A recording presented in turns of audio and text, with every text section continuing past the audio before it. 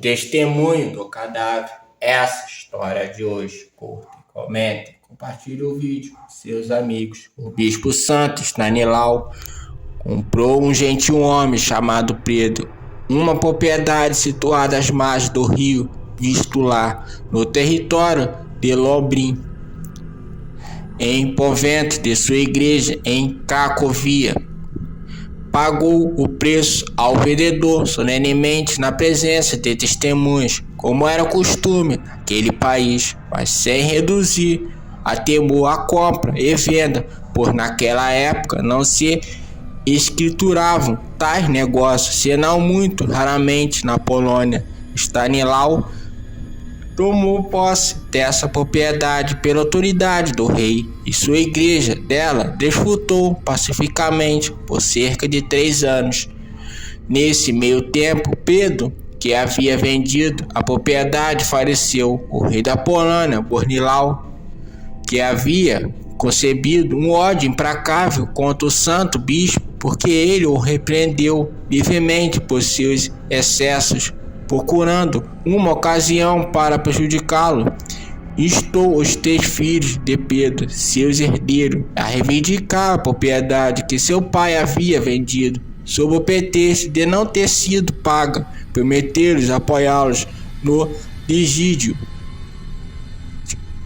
a fazer com que recobrasse a terra. Assim os 3 fidalgos citaram o bispo a comparecer perante o rei, que estava então em Solegue, ocupado em distribuir justiça em sua tenda de campanha, conforme o antigo costume do país na Assembleia Geral da Nação. O bispo, citado perante o rei, sustentou que havia comprado e pago pela propriedade em questão. O dia estava começando a se pôr, e o bispo corria grande risco de ser condenado pelo rei e seus conselheiros. De repente, como se inspirado pelo Espírito Divino, prometeu ao rei trazer em 3 dias Pedro, de quem havia adquirido a terra, à sua presença, e a promessa foi aceita com zombaria, como algo impossível de ser realizado.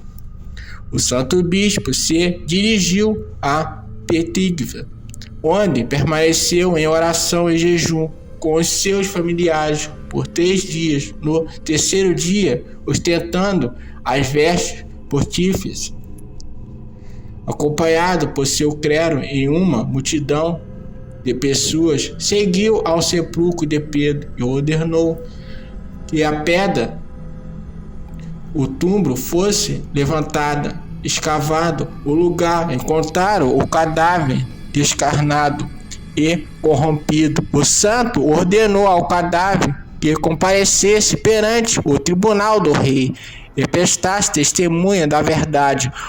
O defunto se levantou e foi coberto com uma capa. O santo o segurou pela mão e o levou redivivido aos pés do rei. Ninguém teve a ousadia de interrogá-lo, mas ele tomou a palavra e declarou que de boa fé havia vendido a propriedade ao predileto e que havia recebido o pagamento por ela. Após que ele repreendeu severamente seus filhos, que haviam acusado tão maliciosamente o santo bispo, Stanilau perguntou a Pedro se desejaria permanecer vivo para fazer penitência. Ele agradeceu e disse que não se exporia novamente ao perigo de pecar. Stanilau reconduziu-lhe o seu túmulo e lá, chegando, Pedro novamente adormeceu no Senhor. Pode-se supor que tal cena tenha um número infinito de testemunhos, que toda a Polônia tenha sido rapidamente informada do sucedido, mas o rei ainda mais se irritou quanto o santo. Algum tempo depois matou com as próprias mãos. Quando o santo saía do altar, o bispo teve o corpo cortado em 72 partes, a fim de que nunca mais fosse reunido para dar-lhe o culto que lhe era devido, como ao corpo da matriz da verdade e da liberdade pastoral. O morto pôde voltar à vida e falar, né, a verdade, que ele tinha mesmo vendido a propriedade, né, que os filhos tinham acusado o bispo, né, e ele ficou não muito satisfeito com os filhos fez. Então essa foi a história de hoje. Curta, comente, compartilhe o vídeo com seus amigos.